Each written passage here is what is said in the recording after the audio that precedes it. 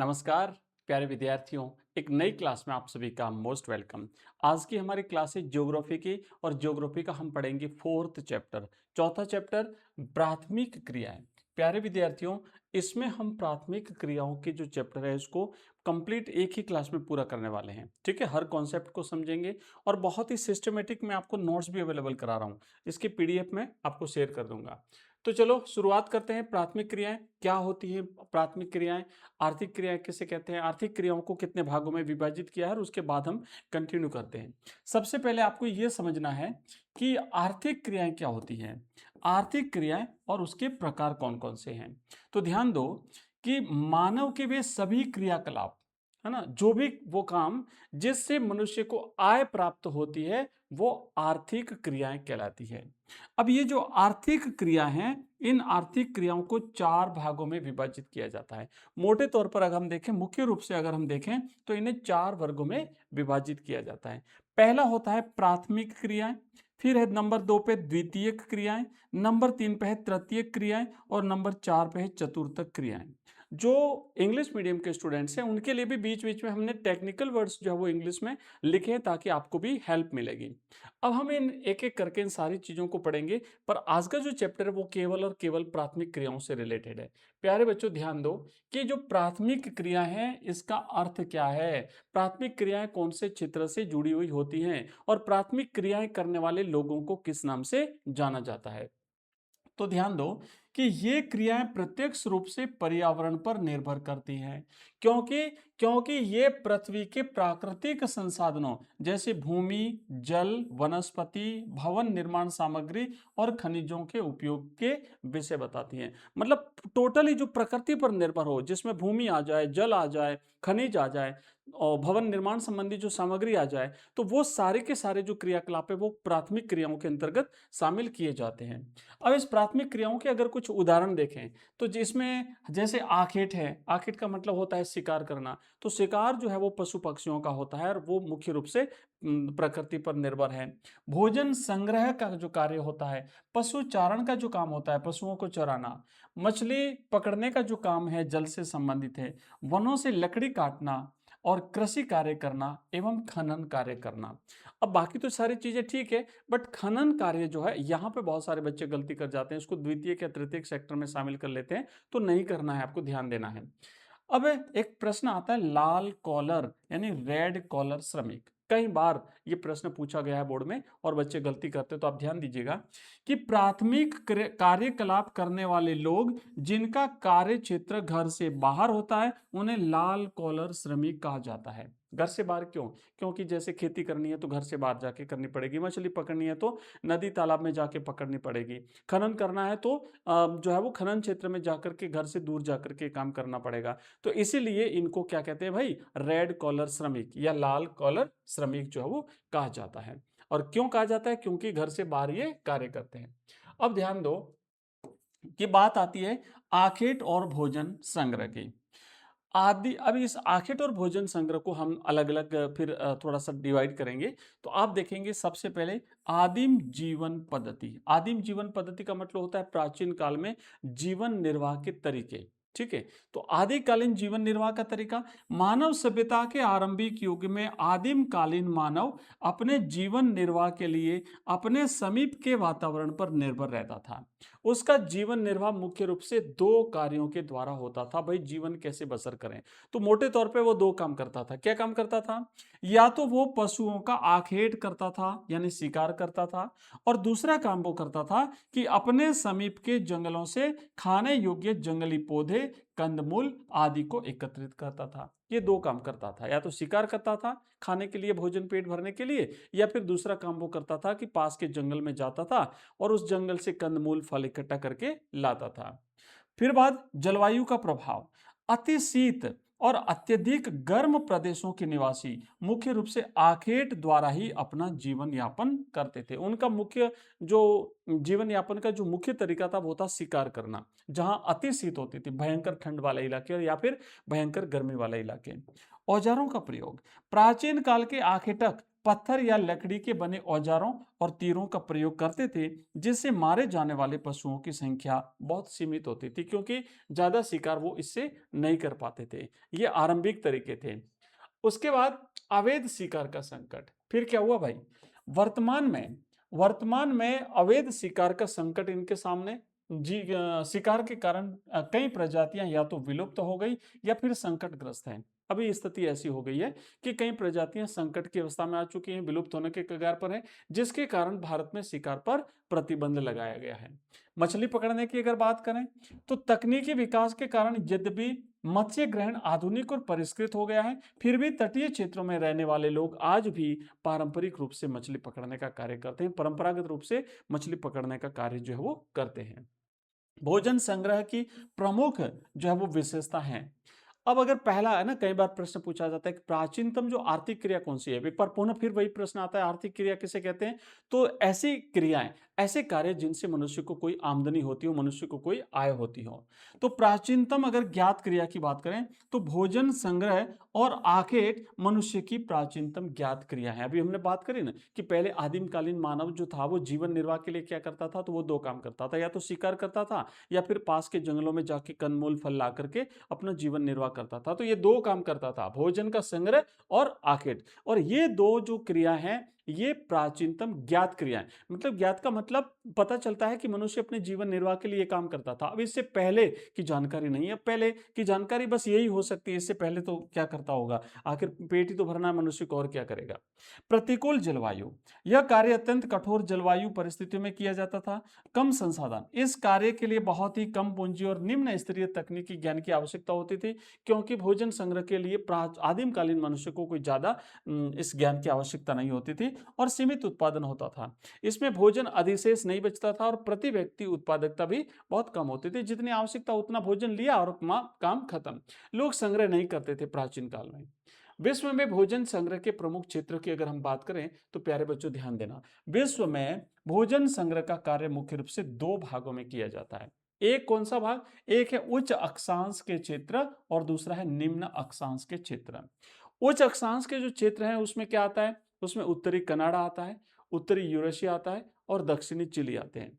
अगर निम्न अक्षांशीय क्षेत्रों की बात करें तो इसके अंतर्गत अमेजन बेसिन आता है, उष्ण कटिबंधीय अफ्रीका आता है, ऑस्ट्रेलिया आता है, दक्षिण पूर्वी एशिया का आंतरिक जो है वो प्रदेश भी इसमें शामिल किया जाता है। यानी विश्व को जो अक्षांश और देशांतर में विभाजित करते हैं, अक्षांश यानी जो आड़ी लाइनें होती है वो अक्षांश है, खड़ी लाइनें वो देशांतर है। तो अक्षांश में ऊपर वाले जो अक्षांश है वो उच्च अक्षांश, नीचे वाले जो अक्षांश है वो निम्न अक्षांश। धीरे धीरे भोजन संग्रह का व्यावसायीकरण हो गया, कॉमर्शियलाइजेशन हो गया। तो इसमें क्या होता है, आधुनिक समय में भोजन संग्रह के कार्य का कुछ भागों में व्यावसायीकरण हो गया है ना, कॉमर्शियलाइजेशन हो गया। ये लोग कीमती पौधों की पत्तियों, छाल और औषधीय पौधों को संशोधित करके बाजार में बेचने का कार्य करते हैं, मतलब जिससे कुछ आमदनी हो जाए और ज्यादा पैसे कमाने के लिए लोगों ने धीरे धीरे अपने काम को परिष्कृत किया। पौधों के विभिन्न भागों का उपयोग, अब यहाँ से भी बहुत सारे प्रश्न बनते हैं कि कुनैन किस काम आती है, किससे बनती है, ये सारे प्रश्न जो अपन यहाँ पे धीरे धीरे मैं आपको सारी चीजें समझा रहा हूँ। तो पौधों के विभिन्न भागों का उपयोग किस लिए होता है, एक होता है छाल, पौधे की जो पेड़ की जो छाल होती है इसका उपयोग कोनेन बनाने, कोनेन मतलब एक दवा होती है, चमड़ा तैयार करने और कॉर्क बनाने के लिए किया जाता है। पत्तियां जो होती है उसका प्रयोग क्या होता है, इसका उपयोग पेय पदार्थ, जैसे मान लो चाय की पत्ती है तो उससे हम चाय पीते हैं, दवाइयां और सौंदर्य प्रसाधन वस्तु बनाने के लिए किया जाता है। जो रेशे होते हैं है ना, पौधों के जो रेशे होते हैं इनका उपयोग कपड़ा बनाने के लिए किया जाता है। दृढ़ फल नट्स जो होते हैं इनका उपयोग भोजन और तेल के लिए किया जाता है। पेड़ का तना, इसका उपयोग रबड़, बलाता, गोंद और राल बनाने के लिए किया जाता है। जो चीकल होता है यहाँ पे ध्यान देना, ये च्युइंगम को चूसने के बाद जो शेष बचा भाग बचता है उसे चीकल कहा जाता है और ये जैपोटा वृक्ष के दूध से बनता है। ठीक है, तो ये चीजें जो है ये पौधों के विभिन्न भागों से कुछ बनने वाली चीजें जिसका उपयोग हमने यहाँ पे देखा कि पौधे के कौन से भाग से क्या उपयोग किया जाता है। वैश्विक बाजार में स्थिति अगर हम देखें प्यारे बच्चों ध्यान देना कि विश्व स्तर पर भोजन संग्रह का अधिक महत्व नहीं है, क्योंकि इनके उत्पाद आधुनिक और कृत्रिम रूप से तैयार उच्च गुणवत्ता वाले सस्ते उत्पादों के सामने विश्व बाजार में प्रतिस्पर्धा नहीं कर पाते हैं। अब हम आगे बढ़ेंगे। अब देखो, अब हम बात करते हैं पशुचारण की। हमारा तीसरा पॉइंट है पशुचारण। बहुत ही सिस्टमेटिक, कुछ भी नहीं छूटेगा इसमें। इस चैप्टर को हम कंप्लीटली आज कवर करने वाले हैं। और प्यारे बच्चों, आपको बता दूं कि अगर इस टाइप के आप नोट्स चाहते हैं कि जो सेम एज इट इज जो नोट्स मैं आपको दिखा रहा हूं, अगर आप पीडीएफ के रूप में डाउनलोड करके उसकी प्रिंट भी लेना चाहते हैं तो आप हमारा ऐप डाउनलोड कर लीजिए। और ऐप डाउनलोड करने के लिए आपको इस वीडियो के डिस्क्रिप्शन में हमारे व्हाट्सएप ग्रुप और टेलीग्राम चैनल का लिंक दिया हुआ है, वो आप ग्रुप ज्वाइन कर लीजिए, जहां पे मैं इसी प्रकार के नोट्स शेयर करता हूं, हमारे ऐप का लिंक शेयर करता हूं, आपको ऑनलाइन टेस्ट सीरीज भी मैं वहां पे शेयर करता हूं, हमारी लाइव क्लास को नोटिफिकेशन आपको मिलेगा, सारी चीजें आपको वहां पे मिल जाएगी। आप प्ले स्टोर से भी हमारा ऐप डाउनलोड कर सकते हैं प्यारे बच्चों। मिशन आरबीएससी के नाम से हमारा ऐप है ना, MISSION, मिशन और RBSE, ये ऐप आपको प्ले स्टोर पर मिल जाएगा। अब हम आगे बढ़ेंगे और यहां पे देखेंगे पशुचारण की बात करते हैं। उत्पत्ति। जब आखेट पर निर्भर रहने वाले समूहों ने महसूस किया कि केवल आखेट से जीवन का भरण पोषण नहीं किया जा सकता, तब मानव ने पशुपालन व्यवसाय के बारे में सोचा। उन्होंने सोचा भाई हम शिकार करके कितने दिन जिएंगे। धीरे धीरे मनुष्य ने पशुओं को पालना शुरू कर दिया अपनी आवश्यकताओं की पूर्ति के लिए। अब वर्गीकरण अगर हम करें तो भौगोलिक कारकों और तकनीकी विकास के आधार पर वर्तमान में पशुपालन व्यवसाय या तो निर्वाह स्तर पर किया जाता है या फिर व्यापारिक स्तर पर किया जाता है। ये दो तरीके हो गए। अब हम देखेंगे कि व्यापारिक स्तर क्या होता है, निर्वाह स्तर क्या होता है, सारी चीजें देखेंगे। सबसे पहले अगर बात करते हैं पशुपालन में, तो चलवासी पशुचारण, नोमैडिक हर्डिंग। अब इसकी प्रमुख विशेषताएं क्या है? जो नोमैडिक हर्डिंग है, इसकी प्रमुख विशेषताएं क्या है? तो इसकी प्रमुख विशेषता यह है कि प्राचीन जीवन निर्वाह व्यवसाय, यह एक प्राचीन जीवन निर्वाह व्यवसाय है, मतलब भोज जीवन का निर्वाह हो सके, जिसमें पशुचारक अपने भोजन, वस्त्र, शरण, औजार और यातायात के लिए पूरी तरह से पशुओं पर ही निर्भर रहता है। बहुत सारे पशु होते हैं इनके पास में, घूम घूम करके अपने पशुओं को चराते हैं और अपने जीवन का, अपनी आवश्यकताओं की पूर्ति इनसे करते हैं। गतिशीलता। पशुचारक अपने पालतू पशुओं के साथ पानी और चरागाह की उपलब्धता और गुणवत्ता के अनुसार एक स्थान से दूसरे स्थान पर स्थानांतरित होते रहते हैं। जैसे सर्दियों में जो है ये लोग निचले भागों में आ जाते हैं, जैसे हमारे हिमालय क्षेत्र में जो पशु चारक होते हैं, और गर्मी के समय फिर ये ऊंचले भागों में चले जाते हैं। तो ऋतु के हिसाब से पानी और भोजन की तलाश में और पानी और भोजन की गुणवत्ता के अनुसार ये लोग जो है वो अपना स्थान परिवर्तित करते हैं। निश्चित क्षेत्र। इन पशु चारक समूहों के अपने अपने निश्चित चरागाह क्षेत्र होते हैं। विभिन्न क्षेत्रों में पाले जाने वाले प्रमुख पशु। भाई उष्ण कटिबंधीय अगर अफ्रीका की बात करें तो यहां पर गाय बैल प्रमुख रूप से पाले जाते हैं। अगर हम बात करें सहारा और एशिया के मरुस्थलों की तो यहां पर भेड़, बकरी और ऊंट पाले जाते हैं, क्योंकि जिस स्थान की जैसी विशेषता है और जैसी जलवायु जो जलवायु होती है तो उसके अकॉर्डिंग पशुओं को पाला जाता है। अब यहाँ पे देखेंगे नेक्स्ट, अगला आप देखेंगे यहाँ पे तिब्बत और अगर एंडीज के पर्वतीय भागों की हम बात करें तो यहाँ पे याक और लामा पाले जाते हैं। आर्कटिक और उप उत्तरी ध्रुवीय क्षेत्र, यहाँ मुख्य रूप से रेंडियर को पाला जाता है। अब देखो, चलवासी पशुचारण के तीन प्रमुख क्षेत्रों की हम बात करते हैं। तो इसमें चलवासी पशुचारण का मतलब होता है कि ऐसे क्षेत्र, विश्व के वो क्षेत्र जहां पे बड़े विशाल स्तर पर पशुपालक जो जाति होती है, पशुचारक होते हैं, वो घूम घूम करके अपने पशुओं को चराते हैं। तो इसमें चलवासी पशुचारक के तीन प्रमुख क्षेत्रों में पहला क्षेत्र है मुख्य क्षेत्र, प्रथम क्षेत्र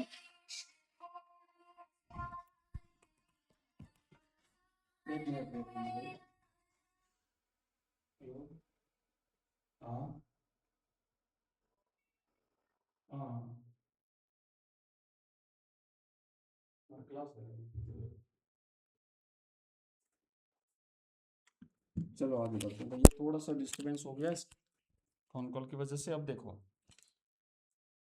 तो द्वितीय क्षेत्र की अगर बात करें, ठीक है, मुख्य क्षेत्र इसका विस्तार उत्तरी अफ्रीका के अटलांटिक तट से अरब प्रायद्वीप से होता हुआ मंगोलिया और मध्य चीन तक जाता है। दूसरा जो क्षेत्र है वो यूरोप और एशिया के टुंड्रा प्रदेश तक फैला हुआ है। और तीसरा जो क्षेत्र है ये दक्षिण गोलार्ध में दक्षिण पश्चिम अफ्रीका और मेडागास्कर द्वीप में स्थित है। तो ये प्रमुख क्षेत्र है पशुचारक के। अब ऋतु प्रवास की बात करते हैं। ध्यान से समझना क्या होता है ऋतु प्रवास। परिभाषा, कि नए चरागाहों की खोज में जब पशु चारक समतल मैदानी भागों और पर्वतीय क्षेत्रों के बीच में लंबी दूरियां तय करते हुए मौसम के अनुसार प्रवास करते हैं तो इस गतिविधि को ऋतु प्रवास कहा जाता है। यानी ऋतुओं के अनुसार एक स्थान बदल करके दूसरे स्थान पर अपने पशुओं के पालन के लिए पशुओं के चराने के लिए चले जाते हैं। प्रवास का तरीका, गर्मियों में तो ये मैदानी भागों से पर्वतीय चरागाहों की ओर और शीत ऋतु में पर्वतीय भागों से मैदानी चरागाहों की ओर प्रवास करते हैं। जब ज्यादा सर्दी पड़ती है ना तो पहाड़ी इलाकों से लोग नीचे आ जाते हैं, मैदानी भागों में आ जाते हैं, क्योंकि उस समय वहां पे इनके पशुओं के चरने के लिए घास भी मिल जाती है और साथ ही साथ सर्दी भी कम पड़ती है। और जब ग्रीष्म ऋतु आती है तो चूंकि मैदानी भागों में जो है वो चरागाह कम हो जाते हैं, लोग वहां पे पहाड़ी क्षेत्रों में चले जाते हैं जहां मौसम भी ठंडा रहता है और वहां पे इनके पशुओं के लिए चारा भी मिल जाता है। अगर भारतीय संदर्भ में देखें तो भारत में हिमालय के पर्वतीय क्षेत्रों में गुज्जर, बकरवाल, गद्दी और भूटिया लोगों के समूह गर्मियों में मैदानी क्षेत्र से पर्वतीय क्षेत्रों में चले जाते हैं और सर्दियों में वापस मैदानी क्षेत्रों में आ जाते हैं। अगर हम टुंड्रा प्रदेश में प्रवास की बात करें तो टुंड्रा प्रदेश में गर्मियों में दक्षिण से उत्तर की ओर और सर्दियों में उत्तर से दक्षिण की ओर पशुओं का प्रवास होता है। अब आगे बढ़ेंगे।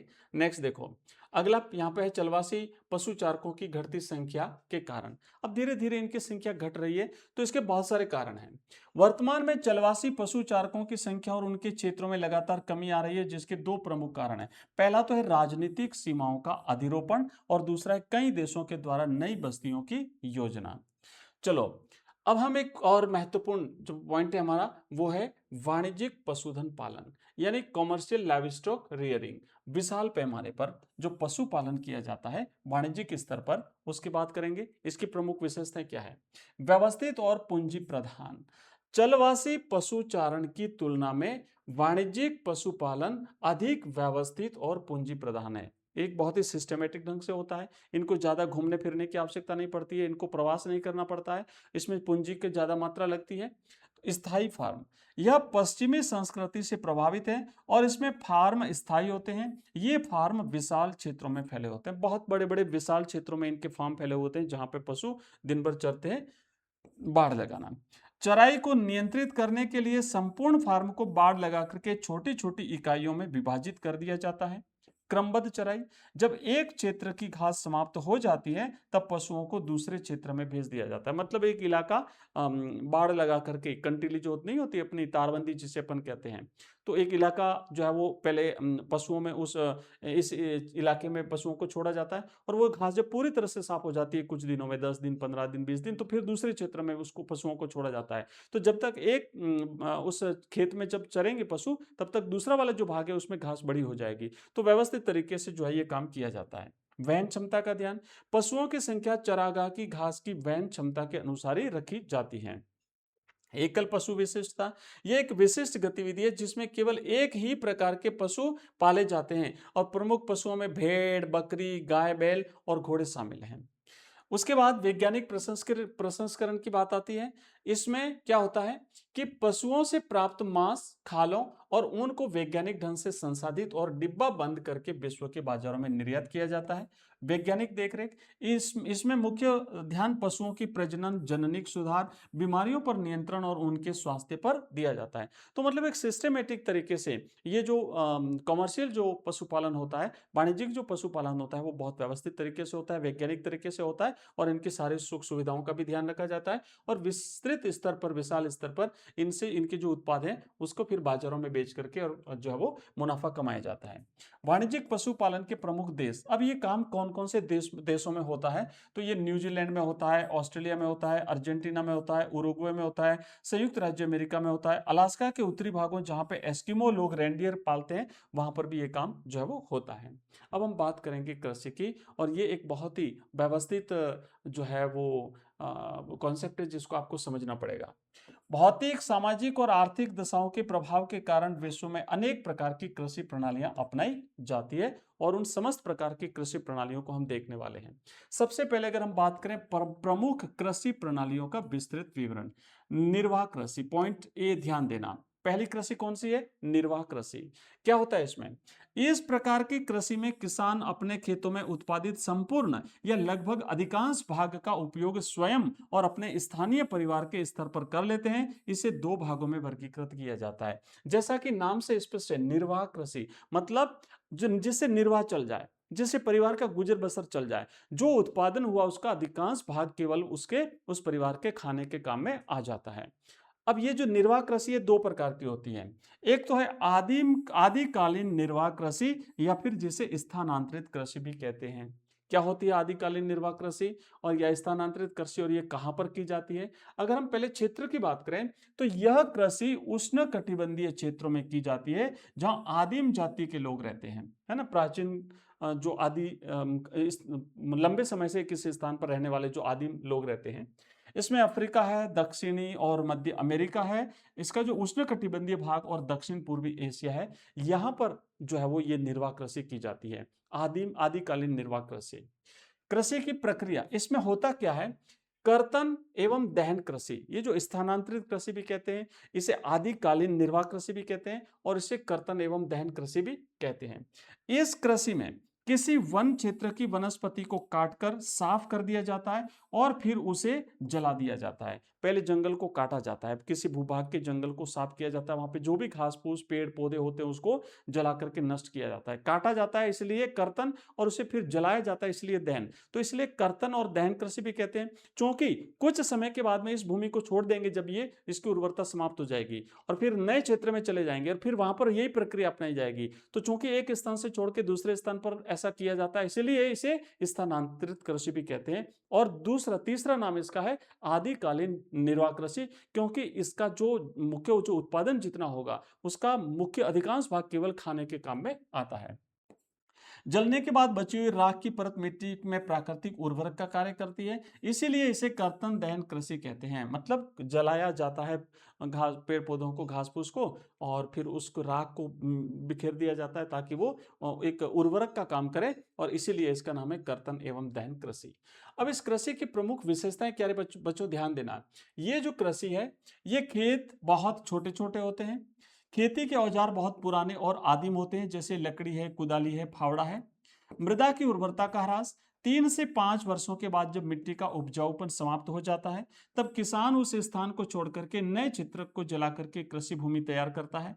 झूम चक्र मतलब कुछ समय बाद किसान पुनः पहले वाले खेत पर आ जाता है जो पहले उसने साफ किया था, फिर वापस दूसरे वाले भाग में जाता है, फिर वापस पीछे वाले भाग में आता है। तो भूमि की उर्वरता कम होने पर झूम चक्र छोटा होता जाता है, जो इस कृषि की सबसे बड़ी समस्या है।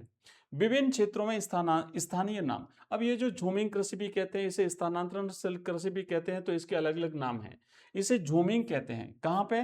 भारत के उत्तर पूर्वी राज्यों में, जो भारत के उत्तर पूर्वी पहाड़ी राज्य हैं वहां पे इसे झूम कृषि कहते हैं। मिल्पा, मध्य अमेरिका और मेक्सिको में इसे मिल्पा कहते हैं, और लादांग मलेशिया और इंडोनेशिया में इसे लादांग कहते हैं। भारत में झूमिंग, अमेरिका में कौन सा अमेरिका? मध्य अमेरिका और मेक्सिको जो है ना, वहां पे इसे मिल्पा कहते हैं, और जो इंडोनेशिया और मलेशिया है यहाँ पे इसे लादांग कहते हैं।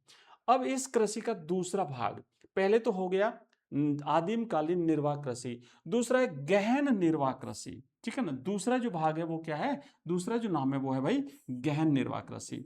यह कृषि मुख्य रूप से मानसून एशिया के घने बसे देशों में की जाती है, और इसके भी दो प्रकार हैं। ध्यान देना, आप यहाँ पे है ना कंफ्यूज मत हो जाना, मैं आपको दिखा देता हूँ। पहला तो है आदिकालीन निर्वाह कृषि जिसे स्थानांतरित कृषि कहते हैं, और दूसरा है गहन निर्वाह कृषि।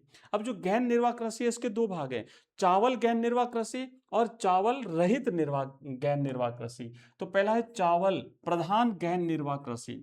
मुख्य फसल इसमें चावल होती है, और खेतों का आकार अधिकांश जनसंख्या घनत्व के कारण खेतों का आकार बहुत छोटा होता है। श्रम, कृषि कार्य में कृषक का संपूर्ण परिवार लगा रहता है, अतः यंत्रों की तुलना में मानव श्रम इसमें अधिक लगता है। और उर्वरक, भूमि की उर्वरता बनाए रखने के लिए पशुओं के गोबर की खाद और हरी खाद का उपयोग किया जाता है। और उत्पादकता, इस कृषि में प्रति इकाई उत्पादकता तो अधिक होती है, मतलब कम जमीन में भी ज्यादा उत्पादकता होती है, लेकिन जो प्रति कृषक उत्पादन है वो कम होता है, क्योंकि लोग ज्यादा लगे रहते हैं उसमें, तो प्रति व्यक्ति के हिसाब से फिर उसको डिवाइड करें तो उत्पादन कम होता है।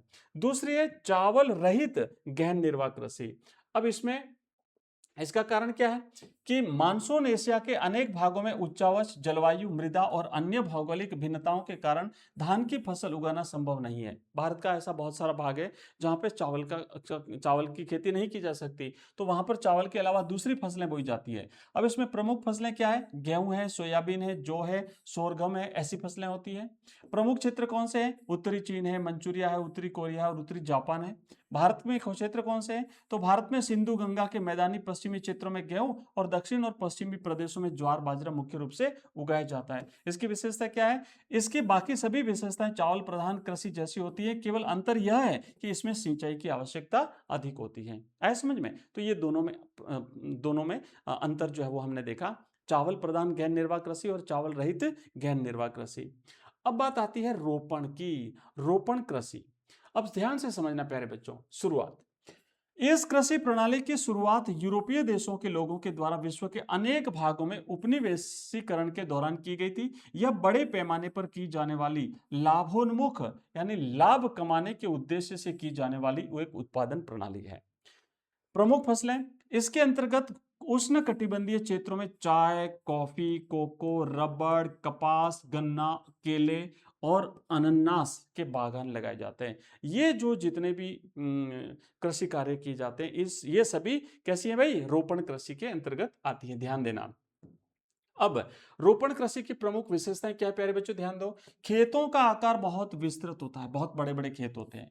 इसमें भारी पूंजी निवेश, उच्च प्रबंधन, वैज्ञानिक विधियां और उन्नत तकनीकी आधार की आवश्यकता होती है।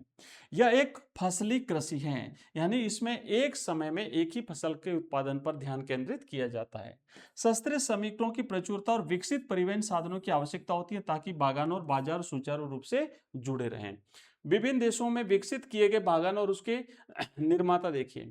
अगर बात करें हम अलग अलग देशों की, तो फ्रांस वासियों ने पश्चिमी अफ्रीका में कॉफी और कोको के बागान लगाए थे। ब्रिटेन वासियों ने भारत और लंका में चाय के बागान, मलेशिया में रबड़ के बागान और पश्चिमी द्वीपीय समूह में गन्ना और केले के बागान विकसित किए थे। स्पेन और अमेरिका वासियों ने फिलीपींस में नारियल और गन्ने के बागान विकसित किए थे।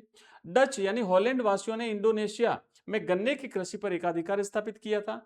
फेजेंडा ब्राजील में आज भी कॉफी के जो बड़े बड़े बागान हैं, जो यूरोपीय लोगों ने वहां पे नियंत्रित किए थे, उन्हें फेजेंडा कहा जाता है। वर्तमान स्थिति का हम देखें तो वर्तमान में अधिकांश बागानों का स्वामित्व स्थानीय देशों की सरकारें या वहां के निवासियों के पास है। तो ये जरूर याद रखना, पूछा जा सकता है। विशेष करके ये जो फेजेंडा वाला है, ब्राजील के जो कॉफी के जो बागान है ना, इन्हें जो है वो जरूर पूछा जाता है। विस्तृत वाणिज्य अनाज कृषि। अब हम बात करते हैं, पॉइंट हमारा है सी पॉइंट, विस्तृत वाणिज्य अनाज कृषि। अब प्यारे बच्चों ध्यान दो। क्षेत्र, यह कृषि मध्य अक्षांशों के आंतरिक अर्ध शुष्क प्रदेशों में की जाती है। अक्षांशीय जो क्षेत्र है ना, मध्य अक्षांशीय, इसमें फसलें, मुख्य फसल गेहूं है, लेकिन अन्य फसलें मक्का, जौ, राई, जेई आदि फसलें इसमें बोई जाती है। खेत बहुत बड़े बड़े होते हैं। जुताई से लेकर फसल कटाई तक सभी कार्य मशीनों से होते हैं और यहां तक कि कंबाइन क्रू मशीन से एक दिन में कई हेक्टेयर भूमि में अनाज को काट दिया जाता है। प्रति एकड़ उत्पादन कम होता है, परंतु प्रति व्यक्ति उत्पादन जो है वो बहुत ज्यादा होता है।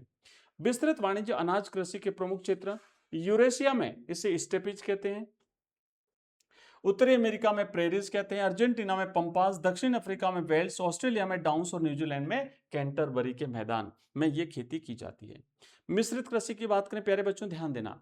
मिश्रित कृषि में क्षेत्र इसका देखें तो यह कृषि विश्व के अत्यधिक विकसित भागों में की जाती है। विशेष करके अगर हम देखें तो उत्तरी पश्चिमी यूरोप, उत्तरी अमेरिका का पूर्वी भाग, यूरेशिया के कुछ भाग और दक्षिणी महाद्वीपों के समशीतोष्ण अक्षांश वाले भागों में की जाती है। इसकी प्रमुख विशेषताएं क्या है? ये मध्यम आकार में होता है। इसमें बोई जाने वाली फसलें गेहूं, जौ, राई, जई, मक्का, चारे की फसलें और कंदमूल हैं। चारे की फसलें मिश्रित कृषि का मुख्य घटक हैं, इसको जरूर नोट करिएगा, ये परीक्षा में आ सकता है, क्योंकि मिश्रित कृषि में पशुपालन के साथ साथ जो है वो खेती बाड़ी भी की जाती है। फसल उत्पादन और पशुपालन दोनों को समान महत्व दिया जाता है। पशुओं में मवेशी, भेड़, सुअर, कुक्कुट आदि पाले जाते हैं। मिट्टी की उर्वरता बनाए रखने में सस्यावर्तन यानी क्रॉप रोटेशन और अंतर फसली कार्य को महत्ता दी जाती है। क्रॉप रोटेशन का मतलब होता है बारी बारी से अलग अलग फसलों को बोना। इस कृषि में भारी पूंजी निवेश जो है की आवश्यकता होती है। ठीक है, अब बात करते हैं हम डेयरी कृषि की। इसके इसमें क्या होता है कि जो दुधारू पशु होते हैं उनको उनका पालन पोषण सर्वाधिक उन्नत और व्यवस्थित तरीके से किया जाता है। प्रमुख विशेषता क्या है? इसमें बहुत ज़्यादा पूंजी निवेश की आवश्यकता पड़ती है, इसमें गहन श्रम की आवश्यकता पड़ती है और बाजार की निकटता, क्योंकि दूध और दूध से बने उत्पाद खराब नहीं हो, जल्दी से मार्केट में पहुंचा दिए जाए, तो इसलिए इसमें होता है। आधुनिक तकनीक का प्रयोग भी इसमें किया जाता है। वाणिज्यिक डेयरी कृषि के 3 प्रमुख क्षेत्र हैं। उत्तरी पश्चिमी यूरोप का क्षेत्र सबसे बड़ा, फिर कनाडा का क्षेत्र और फिर न्यूजीलैंड, दक्षिण पूर्वी ऑस्ट्रेलिया और तस्मानिया का क्षेत्र। अब हम भूमध्य सागरीय कृषि की बात करते हैं प्यारे बच्चों। सबसे विशिष्ट प्रकार, अति विशिष्ट प्रकार, ये एक अति विशिष्ट और व्यावसायिक प्रकार की कृषि प्रणाली है। इसका क्षेत्र है भूमध्य सागर के समीपवर्ती क्षेत्रों जैसे दक्षिण यूरोप से उत्तरी अफ्रीका के ट्यूनीशिया के अटलांटिक तट तक।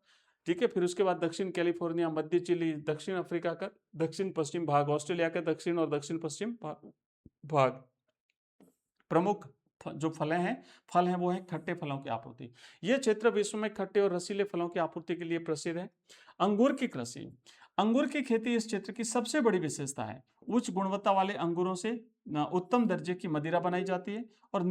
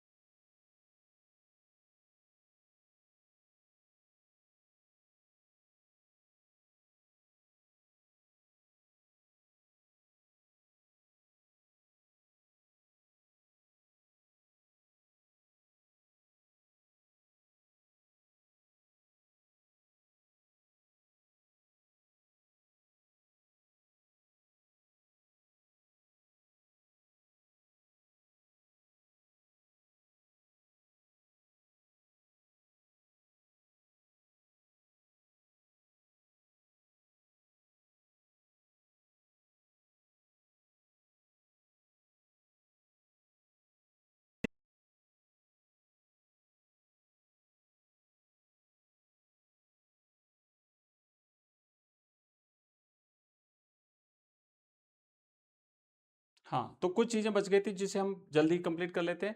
बाजार के लिए सब्जी और खेती उद्यान, इसका उद्देश्य क्या होता है? मुद्रा प्राप्त करने के लिए, पैसे के लिए जो सब्जियां, फल और फूल उगाए जाते हैं। ठीक है, और इसकी प्रमुख विशेषता है कि खेतों का आकार छोटा होता है। ये खेत अच्छे परिवहन साधनों के द्वारा नगरीय बाजारों से जुड़े रहते हैं, यानी शहरों के पास में होते हैं। इसमें गहन श्रम और अधिक पूंजी की आवश्यकता होती है। इसमें सिंचाई, रासायनिक उर्वरक, उन्नत बीज, कीटनाशक, हरित गृह और ठंडे क्षेत्रों में कृषि तापमान में उपयोग किया जाता है। प्रमुख क्षेत्र ये आप देख सकते हो। और ट्रक कृषि आप जरूर ध्यान रखना, यहाँ से प्रश्न बनता है कि जिन क्षेत्रों में किसान केवल सब्जियां पैदा करता है उसे ट्रक कृषि का नाम दिया जाता है। नामकरण का आधार क्या है कि ट्रक फार्म और बाजार के बीच की दूरी जो एक ट्रक रात भर में तय करता है, उसी के आधार पर इसे ट्रक कृषि कहा जाता है। यानी जहां से सब्जियां उगाई जाती है वहां से मार्केट तक पहुंचाने के लिए ट्रक के माध्यम से ये पहुंचाई जाती है और एक रात में ये सब्जियां जो है वो मार्केट में पहुंच जाती है, इसलिए इसका नाम दिया गया है।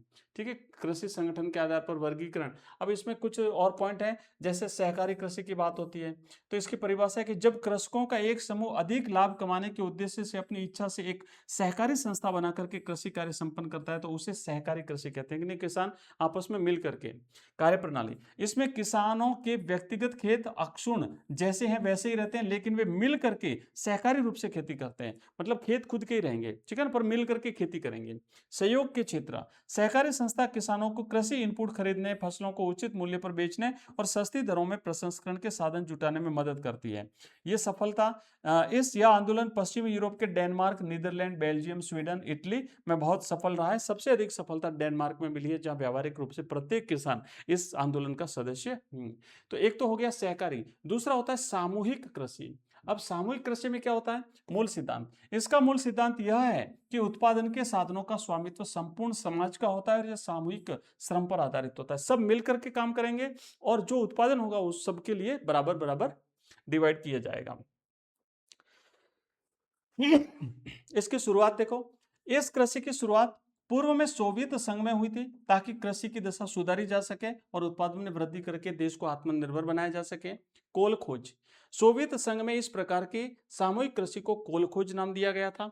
कार्यप्रणाली, सभी किसान अपनी भूमि, पशुधन और श्रम को मिलाकर के खेती करते हैं। वे अपनी दैनिक आवश्यकताओं की पूर्ति के लिए भूमि का एक छोटा-सा हिस्सा अपने अधिकार में रख सकते हैं। बाकी जो है वो सामूहिक रूप से शामिल कर दिया जाता है और जो उत्पादन होगा उस पर समान अधिकार होगा सभी का। ठीक है? फिर उसके बाद आता है खनन। अब खनन भी 2 प्रकार का होता है, ध्यान देना, है ना? अब यहाँ पे हाँ, ये देखो, खनन जो है वो 2 प्रकार का होता है। एक धरातलीय खनन जिसे विवृत खनन कहते हैं, एक भूमिगत खनन जिसे कुपकी खनन भी कहते हैं। मैं इमेज के माध्यम से आपको नेक्स्ट जो चैप्टर है उसमें कंप्लीट करा दूँगा और इसी के साथ हमारा ये चैप्टर कंप्लीट हो जाता है। तो प्यारे विद्यार्थियों, आप मुझे बताइए चैप्टर आपको कैसा लगा है? मिलते हैं अगले चैप्टर में, तब तक ऐसे ही पढ़ते रहिए, आगे बढ़ते रहिए। धन्यवाद।